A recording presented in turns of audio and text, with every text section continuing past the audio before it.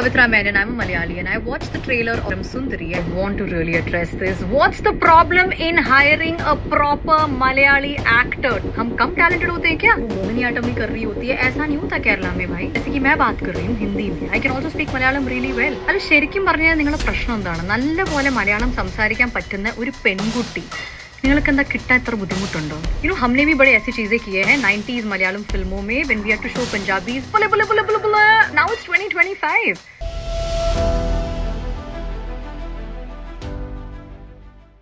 Punjabi film actress Sandeepa Virk को ED ने किया गिरफ्तार.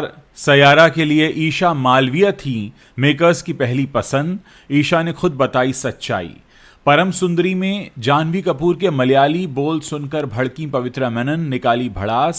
हम कम टैलेंटेड हैं क्या? खबरों में आगे बताएंगे आपको. करण जौहर ने जिगरा की असफलता को बताया निराशाजनक. आलिया भट्ट के लिए भी कह दी एक बड़ी बात. और सलमान खान की फिल्म साजन के डायरेक्टर पर गैंगस्टर ने चलवाई थी गोली, बेचनी पड़ी थी कार, अब जाकर किया खुलासा. नमस्कार दोस्तों, आप देखना शुरू कर चुके हैं top 5 Bollywood controversies of the day. तो चलिए अब इन्हीं खबरों को आपके सामने विस्तार से रखते हैं. एनफोर्समेंट डायरेक्टरेट ने 40 करोड़ रुपए के मनी लॉन्ड्रिंग मामले में इंस्टाग्राम इन्फ्लुएंसर और एक्ट्रेस संदीपा विर्क को गिरफ्तार कर लिया है. मिली जानकारी के मुताबिक गिरफ्तारी 12 अगस्त को PMLA 2002 के तहत हुई है. अदालत ने संदीपा विर्क को 14 अगस्त तक ईडी की हिरासत में भेज दिया. ईडी ने 12 और 13 अगस्त को दिल्ली और मुंबई में कई ठिकानों पर छापेमारी की. जानकारी के मुताबिक ये कार्रवाई संदीपा विर्क और उनके सहयोगियों के खिलाफ चल रही जांच का हिस्सा थी. आरोप है कि उन्होंने झूठे दावे और गलत पहचान के जरिए लोगों से पैसे ऐंठे और धोखाधड़ी की. इंस्टाग्राम इन्फ्लुएंसर संदीपा विर्क का पंजाब कनेक्शन भी सामने आया है. रिपोर्ट्स बताती हैं कि मामला मोहाली के एक थाने में दर्ज FIR से जुड़ा है, जिसमें IPC की धारा 406 और 420 के तहत मुकदमा दर्ज हुआ था. आरोप है कि संदीपा ने झूठे बहाने और गलत जानकारी देकर लोगों से लाखों रुपए वसूले हैं. संदीपा विर्क पर फर्जी तरीके से रियल एस्टेट संपत्तियां खरीदने और खुद को hibucare.com नाम की वेबसाइट की मालिक बताने का आरोप है.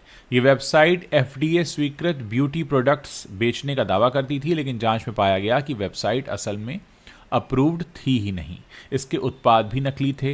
वेबसाइट पर यूजर रजिस्ट्रेशन की सुविधा नहीं थी और पेमेंट गेटवे लगातार फेल हो रहा था और उसका कोई सोशल मीडिया अस्तित्व भी नहीं था. डायरेक्टर मोहित सूरी की फिल्म सयारा का क्रेज अब भी कम नहीं हो रहा है. इसे 18 जुलाई को सिनेमाघरों में रिलीज किया गया था. इस म्यूजिकल रोमांटिक ड्रामा फिल्म से आहान पांडे और अनीत पड्डा ने बॉलीवुड में डेब्यू किया है और उनके करियर की ये पहली फिल्म है जो ब्लॉकबस्टर हो गई है और इसने बड़े बजट की फिल्मों को भी कमाई के मामले में काफ़ी पीछे छोड़ दिया है. सयारा अब तक दुनिया भर में 541 करोड़ 541 करोड़ रुपये से ज़्यादा का बिजनेस कर चुकी है. वहीं भारत में इसने 300 करोड़ का आंकड़ा पार कर लिया है. इस सब के बीच एक और चर्चा काफ़ी चल रही है कि इसके लिए बतौर लीड एक्ट्रेस अनीत पड्डा नहीं बल्कि मेकर्स की पहली पसंद Bigg Boss fame Isha Malviya थी. अफवाहों के बीच अब इस पर ईशा मालवीय खुद अपनी चुप्पी तोड़कर सामने आ गई हैं. सयारा में अनीत पड्डा द्वारा खुद को रिप्लेस किए जाने की जो खबर है उस पर ईशा मालवीय ने रिएक्शन देते हुए एक पोस्ट शेयर किया है. ईशा मालवीय ने लिखा कि क्या हो गया है मीडिया पेजेस को. उन्होंने पोस्ट में आगे मीडिया को ऐसी फेक न्यूज़ से बचने के लिए कहा और ना फैलाने का अनुरोध किया. ईशा मालवीय आगे कहती हैं कि बात मूवी तक आ गई और उन्हीं को नहीं पता, यानी कि ईशा ने चल रही खबरों का खंडन किया है. बहरहाल अगर ईशा मालवीय के प्रोफेशनल फ्रंट की बात करें तो कुछ दिनों पहले वो अपने म्यूज़िक वीडियो शेक शेकी को लेकर चर्चा में थी जो काफ़ी हिट रहा. इस गाने में ईशा के डांस स्टेप्स कमाल के रहे. इसके साथ ही वो इन दिनों अपने एक्स बॉयफ्रेंड अभिषेक कुमार के साथ जो उनकी केमिस्ट्री थी उसको लेकर भी काफ़ी खबरों में बनी हुई हैं. हाल ही में फिल्म परम सुंदरी का ट्रेलर लॉन्च किया गया जिसमें जानवी कपूर और सिद्धार्थ मल्होत्रा लीड रोल में हैं. फिल्म में जानवी ने सुंदरी नाम की एक मलयाली लड़की का किरदार निभाया है. फिल्म में 2 अलग अलग संस्कृतियों से जुड़े कपल की लव स्टोरी दिखाई गई है, लेकिन कुछ को ये ट्रेलर पसंद नहीं आया. इनमें से एक हैं साउथ इंडियन सिंगर और एक्ट्रेस पवित्रा मेनन. पवित्रा मेनन ने हाल ही में परम सुंदरी का ट्रेलर देखा और उन्होंने फिल्म में जानवी कपूर को कास्ट किए जाने पर सवाल उठाए. पवित्रा मेनन ने अपने इंस्टाग्राम अकाउंट पर एक वीडियो शेयर किया है जिसमें उन्होंने मेकर्स पर सवाल उठाए और परम सुंदरी के ट्रेलर में जानवी के हैवी मलयाली एक्सेंट पर सीधा निशाना साध दिया. वो जानवी के मलयाली बोल सुनकर भड़क गईं. पवित्रा मेनन ने नाराज़गी जताई कि हिंदी फिल्मों में अक्सर ही मलयाली लोगों को गलत तरीके से दिखाया जाता है. लोकल किरदारों के लिए वो असली मलयाली कलाकारों को मौका नहीं देते। पवित्रा मेनन ने वीडियो शुरू करते हुए लिखा, मैं पवित्रा मेनन हूँ, मैं मलयाली हूँ और मैंने परम सुंदरी का ट्रेलर देखा। मैं इसके बारे में सोचती हूँ। इसके बाद परम सुंदरी के ट्रेलर से जानवी कपूर का क्लिप दिखाया गया जिसमें वो अपना मलयाली भाषा में परिचय दे रही हैं। इसे सुनकर पवित्रा बोलती हैं, मैं ये पूछना चाहती हूँ कि प्रॉपर मलयाली एक्टर को लेने में आपको क्या दिक्कत है? हम कम टैलेंटेड होते हैं क्या? वो मोहिनी अट्टम ही कर रही होती हैं। ऐसा नहीं होता है केरल में। जैसे मैं बात कर रही हूँ हिंदी में, मैं मलयालम में भी बहुत अच्छी बात कर सकती हूँ।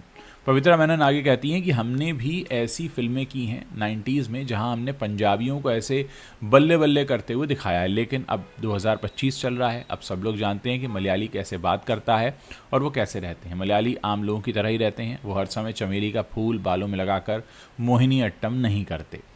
पवित्रा मेनन ने कहा कि जो असली मलयाली होते हैं उनका एक्सेंट ऐसा होता ही नहीं है जैसा परम सुंदरी के ट्रेलर में जानवी कपूर जिस तरह से हिंदी बोल रही हैं वैसा कुछ भी नहीं होता है। करण जौहर ने सचिन मल्होत्रा के साथ बातचीत की है और उसमें उन्होंने आलिया भट्ट, वेदांग रैना और मनोज पहावा की फिल्म जिगरा के बॉक्स ऑफिस कलेक्शन पर काफ़ी खुलकर चर्चा की। उन्होंने बताया कि टीम को फिल्म और इसके निर्देशक वासन बाला पर पूरा भरोसा था, लेकिन नतीजे उम्मीद के मुताबिक नहीं रहे। फिर भी करण को यकीन है कि आने वाले सालों में इस फिल्म को सराहा जाएगा। इंटरव्यू में करण जौहर ने कहा, वासन की अनोखी शैली जिसमें वो फिल्म बनाने के सामान्य नियमों को तोड़ते हैं हमेशा कामयाब नहीं हो सकती, लेकिन क्या इस वजह से उन्हें ऐसी फिल्में बनाना बंद कर देना चाहिए? बिल्कुल नहीं। उन्हें हमेशा ऐसी फिल्में बनानी चाहिए जिनमें उनका यकीन रहा हो। करण जौहर ने आगे कहा, हाँ हम निराश और दुखी थे, लेकिन हमें आज भी इस फिल्म पर गर्व है। हमारे पास वासन, मैं और आलिया का एक ग्रुप है। वासन का कॉमिक बहुत शानदार है और वो खुद का मजाक भी बड़े ही मज़ेदार तरीके से उड़ाते हैं। हम अब भी उस ग्रुप में बात करते हैं। मुझे पूरा यकीन है कि 1 या 2 दशक बाद जिगरा को ऐसी फिल्म के रूप में याद किया जाएगा जिसने कुछ नया करने की कोशिश की थी। आलिया ने इसे बनाने की हिम्मत दिखाई, वासन ने इसमें योगदान देने की हिम्मत दिखाई और हम सभी ने भी इसमें अपनी अपनी हिम्मत दिखाई। मुझे जिगरा पर बहुत गर्व है। मेरी कई ऐसी फिल्में हैं जिन पर मुझे गर्व नहीं है, भले ही वो कामयाब रही हों, लेकिन जिगरा भले ही बॉक्स ऑफिस पर न चली हो, मेरे लिए ये एक सफलता की कहानी है और मैं इसे हमेशा याद रखूँगा। वैसे करण जौहर ने ये नहीं बताया कि उनकी कौन सी ऐसी कामयाब फिल्म है जिसको लेकर वो गर्व नहीं करते हैं। सलमान खान, माधुरी दीक्षित और संजय दत्त की सुपरहिट फिल्म साजन 1991 में रिलीज हुई थी जिसके डायरेक्टर लॉरेंस डिसूजा थे। अब उन्होंने एक चौंकाने वाला खुलासा किया है। उन्होंने बताया है कि अंडरवर्ल्ड गैंगस्टर एजाज लकड़ावाला ने उन पर हमला किया था जिसमें वो बाल बाल बच गए थे। साथ ही उसने 1.5 करोड़ रुपए की फिरौती भी मांगी थी। डायरेक्टर लॉरेंस डिसूजा ने एक इंटरव्यू में बताया कि 1990 के दशक में उन्होंने कई फिल्में बनाई जिनका बजट ज़्यादा नहीं था, लेकिन जब 2003 में इंडियन बाबू बनाई तो गैंगस्टर ने उनके घर पर फ़ोन करके पैसे मांगने शुरू कर दिए और उनके ऑफिस पर भी फायरिंग की। लॉरेंस डिसूजा ने बताया कि उस ज़माने में नई कार या घर कोई खरीदता था तो सबका ध्यान उसकी तरफ न चाहते हुए भी चला ही जाता था। अब उन्होंने 14 लाख रुपए की उस ज़माने में मित्सुबिशी लैंसर खरीदी थी और उसी रात से उनको फिरौती के लिए फ़ोन आने लगे, जिस कारण उन्हें मजबूरन 5 लाख रुपए में अपनी कार बेचनी पड़ी। लॉरेंस डिसूजा ने फिल्म इंडियन बाबू के बारे में बताया कि इसे एक लंदन के व्यक्ति ने प्रोड्यूस किया था जो अपने बेटे को एक एक्टर के तौर पर लॉन्च करना चाहता था।